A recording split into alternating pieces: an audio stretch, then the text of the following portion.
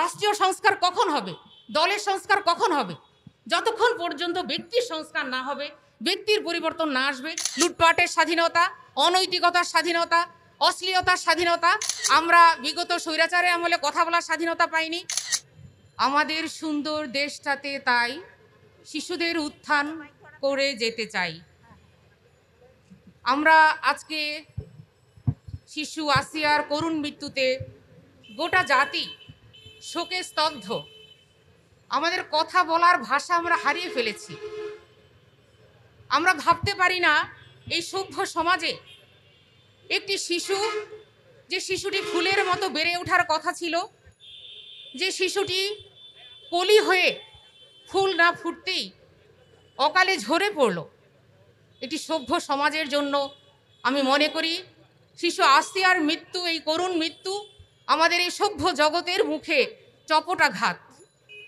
আমরা বাংলাদেশ জামাত ইসলামী কেন্দ্রীয় মহিলা বিভাগের উদ্যোগে এই শিশু আসিয়ার করুণ মৃত্যু তার শোক জানাতে এবং এই শোক সন্তপ্ত পরিবারের প্রতি যেমন আমরা সমবেদনা জানাবো, তেমনি আমরা চাইব দ্রুত বিচার আইনে এই ধর্ষকদের সর্বোচ্চ শাস্তি, মৃত্যুদণ্ড কার্যকর করা হোক।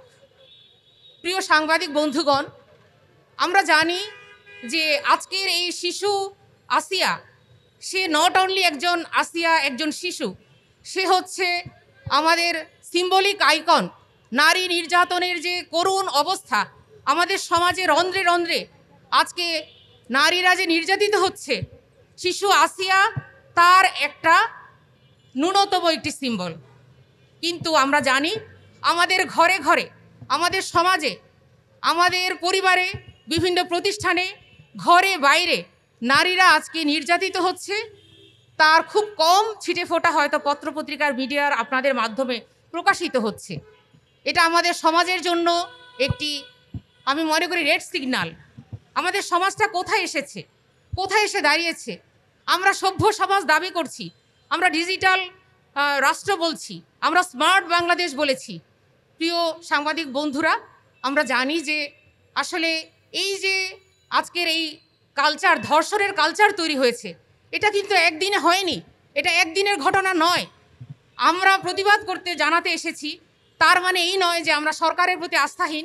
আমরা আশা করব এই জনগণের ম্যান্ডেট নিয়ে যে তত্ত্বাবধায়ক সরকার এসেছে, ইন্টারিম গভর্নমেন্ট এসেছে, তারা যথাযথ বিচার করবে। আমরা চাই যে দ্রুত বিচার কার্যকর করা, শাস্তি কার্যকর করা। সেই সাথে আমরা এই মেসেজ দিতে চাই জাতিকে, এই যে ধর্ষণের কালচার তৈরি হয়েছে, কারা করেছিল? বিগত স্বৈরাচার সরকার, বিগত ফ্যাসিস্ট সরকার 15 বছরের শাসনামলে আমরা দেখেছি তারা এমন একটা কালচার তৈরি করেছে, সেখানে তাদের ছত্রছায়ায়, সরকারি ছত্রছায়ায় আমরা দেখেছি যে ধর্ষণ সেঞ্চুরি পালিত হয়েছে। খুবই দুঃখজনক বিষয়, সরকারি ছত্রছায়ার ধর্ষণ সেঞ্চুরি পালিত হয়েছে। তারই ধারাবাহিকতায় আজকের এই ঘটনাগুলো, আসিয়ার ঘটনা। আমরা দেখেছি বিচারহীন সংস্কৃতি, আমরা দেখেছি রাজনৈতিক পলিটিক্যাল পরিচয় পেয়ে তারা পার পেয়ে গিয়েছে।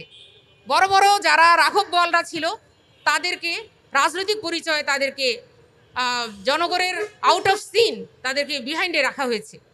প্রিয় বন্ধুরা, প্রিয় সভ্য সমাজ, সচেতন সমাজ, আমরা আজকে এসেছি, নারীরা সমাজের অন্যতম একটি অংশ। আমাদের প্রিয় রাসূল ঘোষণা করেছেন যে নারী হচ্ছে, তোমরা সমাজে একটা পাখির পাখা সম। নারী এবং পুরুষ সমাজে যেমন একটা পাখি, তার দুটো পাখা থাকে, তেমনি নারী এবং পুরুষ সমাজটাকে এগিয়ে নেওয়ার জন্য সমান ভূমিকা পালন করতে হবে। আমরা বিগত স্বৈরাচারের আমলে কথা বলার স্বাধীনতা পাইনি, আমাদের কোনো বাক স্বাধীনতা ছিল না, আমাদের লেখার স্বাধীনতা ছিল না, আমাদের চিন্তার স্বাধীনতা ছিল না। সর্বক্ষেত্রে আমাদের টুটি চেপে ধরা হয়েছিল। বলা যাবে না, ছোঁয়া যাবে না, বলা যাবে না কথা, রক্ত দিয়ে পেলাম এ কোন স্বাধীনতা? এটা ছিল আমাদের জনগণের সাধারণ প্রশ্ন, যে কোন স্বাধীনতা আমরা 54 বছরে এসে আমরা দেখতে পাচ্ছি। প্রিয় বোনেরা, লুটপাটের স্বাধীনতা, অনৈতিকতার স্বাধীনতা, অশ্লীলতার স্বাধীনতা, কিন্তু সত্যিকারভাবে বেঁচে থাকার স্বাধীনতা আমাদের জনগণ পায়নি। সুতরাং আজকের এই মানববন্ধন, নীরব প্রতিবাদ আমাদের সমাজে একটা, আমি মনে করি, মেসেজ দিয়ে যাবে, আর নারী সমাজের মধ্যে সচেতনতা তৈরি করবে। কারণ আমরা জানি শুধুমাত্র নারী আইন দিয়ে নারী অধিকার প্রতিষ্ঠা সম্ভব নয় যতদিন পর্যন্ত না আমরা মানুষের মনুষ্যত্ব বোধকে জাগ্রত করতে না পারবো, মানুষের প্রতি সহনশীলতা, মানবিকতা, হিউম্যান বিইং হিসাবে তার রাইটসগুলোকে আমরা শ্রদ্ধা সম্মান করতে না পারবো, ততদিন পর্যন্ত আসলে আইন করে শাস্তি দিয়ে হয়তো একটা মৃত্যুদণ্ড হতে পারে, একজনের শাস্তি হতে পারে, কিন্তু সমাজ থেকে এই অবিচারকে নির্মূল করার জন্য, সমাজে একটা সুস্থ পরিবেশ, নারী বান্ধব পরিবেশ, শিশু বান্ধব পরিবেশ, এই পরিবেশ নিশ্চিত করার জন্য আমাদের সকলকে এগিয়ে আসতে হবে। আমাদের সোসাইটিতে এই নৈতিকতা, ভ্যালুজের যে অবক্ষয় হয়েছে, মূল্যবোধের যে অবক্ষয় হয়েছে, সেটা আমাদের স্বীকার করতে হবে।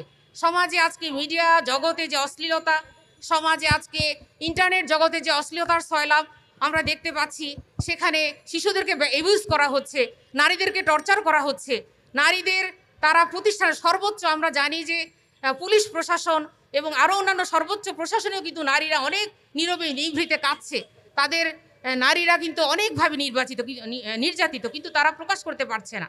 সুতরাং এই অবস্থার পরিবর্তন আসলে আমরা একজন দুইজনের পক্ষে সম্ভব নয়, পুরো সমাজকে সচেতন করতে হবে। মানবীয় সমাজে রূপান্তরিত করতে হলে নৈতিক শিক্ষার বীজ এখানে বপন করতে হবে, কারণ নৈতিক শিক্ষা ছাড়া, মোরাল ভ্যালুসকে উজ্জীবিত করা ছাড়া এই অবস্থার উন্নয়ন সম্ভব নয়। আজকে আমরা বলতাম যে নারীরা বাইরে যাবে, তারা পর্দা করে যাবে, ঘরে তো তারা নিরাপদ থাকবে, কিন্তু আমরা দেখতে পাচ্ছি পর্দাশীল নারীরাও নিরাপদ নয়, একটা ছোট্ট শিশু ঘরে নিরাপদ নয়। সুতরাং আমাদেরকে সবাইকে আজকে সচেতন করার জন্য আমাদের এই উদ্যোগ। আমরা চাইবো যে এখানে নারীদের এই সম্মান প্রতিষ্ঠার জন্য আমরা নারী পুরুষ সবাইকে আমাদেরকে এগিয়ে আসতে হবে, কারণ আসলে অর্ধেককে অসচেতন রেখে অসহযোগিতা নিয়ে আমাদের সমাজের পরিবর্তন সম্ভব নয়। শিশু আসিয়ার করুণ মৃত্যু আমরা আমাদের সমাজের জন্য আমি মনে করব সবার জন্য এটি একটি মানে দুঃখজনক বিষয়, এবং আমাদের দায়ভার, আমরা কেউ এর থেকে মুক্তি নিতে পারবো না, প্রত্যেকে আমাদের এর জন্য দায়ভার রয়েছে।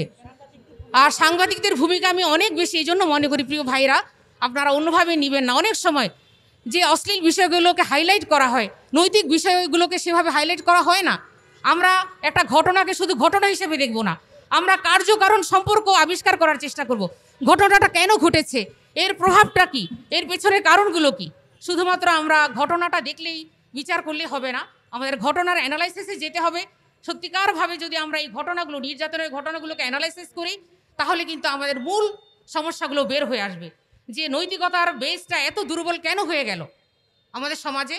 আমাদের শিক্ষা প্রতিষ্ঠানে আজকে শরীফ শরীফার গল্প দেয়া হয়েছে যেই বইগুলোতে, সেখানে আমরা কি আশা করতে পারি?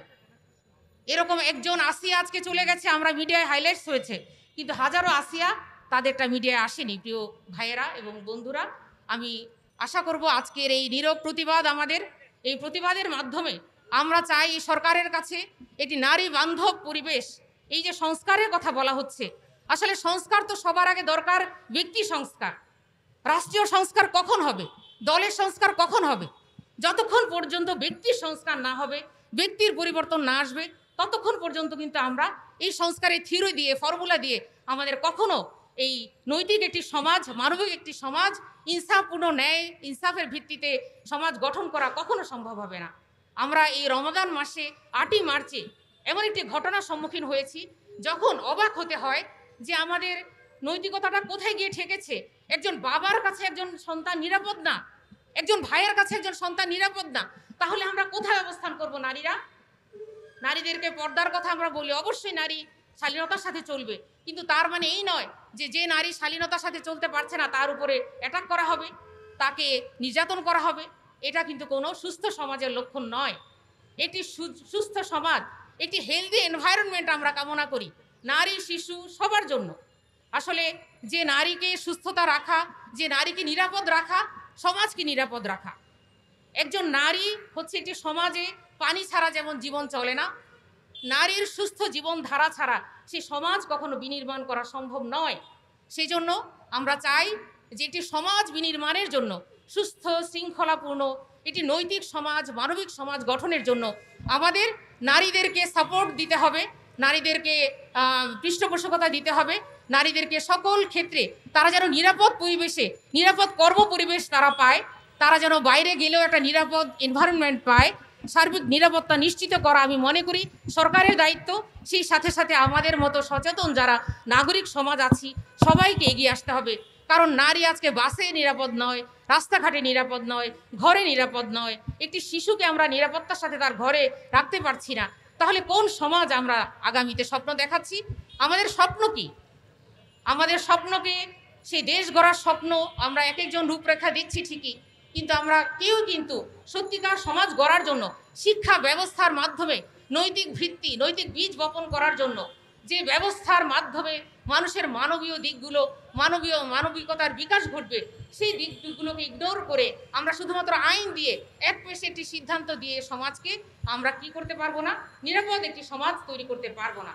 এই জন্য আমি আহ্বান করব আজকের এই বাংলাদেশ জামাত ইসলামী মহিলা বিভাগের মানববন্ধন, শিশু আসিয়ার এই শোকে স্তব্ধ যখন গোটা দেশ, গোটা বিশ্ববাসী এই অবস্থায় আমরা লজ্জিত হয়েছি বিশ্ববাসীর কাছে যে রমাদানের মতো একটি দিনে এবং সেই সাথে 8ই মার্চে নারীদের অধিকার রক্ষার যে রাইটসকে প্রতিষ্ঠা করার জন্য দীর্ঘ 200 বছর ধরে নারীরা আন্দোলন করছে সারা বিশ্বব্যাপী। আমরা জানি যে 1857 সালে যেই নারীরা রাস্তায় নেমে এসেছিল, সুতা কারখানার নারীরা, তাদের নিরাপদ কর্মপরিবেশ, তাদের ন্যায্য মজুরি, তাদের নিরাপত্তা এবং তাদের কর্ম বৈষম্য দূর করা, তাদের কর্মঘণ্টার যে 8 ঘন্টার দাবিতে তারা রাস্তায় নেমে এসেছিল। এবং সেই যে আন্দোলন শুরু হয়েছে প্রায় 200 বছর হয়ে গেল, কিন্তু আমরা দেখতে পাচ্ছি যে সেই অবস্থা থেকে আরও অবনতি হয়েছে সমাজের। আমরা আইয়ামে জাহিলিয়াতকে হার মানিয়েছি, কারণ আমরা দেখিনি আইয়ামে জাহিলিয়াতে কোনো নারীকে, ছোট্ট মেয়েকে গণধর্ষণ করা হয়েছে। আমরা স্তব্ধ হয়ে যাচ্ছি, আমরা নির্বাক হয়ে যাচ্ছি যে আইয়ামে জাহিলিয়াতকে হার মেনে গেছে। তাহলে এই সমাজ, আমাদের এই সমাজে মাথা উঁচু করে দাঁড়াবার মতো কি অধিকার আর কি অবস্থা আমাদের আছে? সেই জন্য আমি বলবো যে আমরা সেই যতক্ষণ দেহে আছে প্রাণ, প্রাণপণে সরাবো জঞ্জাল, এ বিশ্বকে বাসযোগ্য করে যাব আমি, নবজাতকের কাছে, আগামী শিশুর কাছে, এ আমার দৃঢ় অঙ্গীকার। আসসালামু আলাইকুম।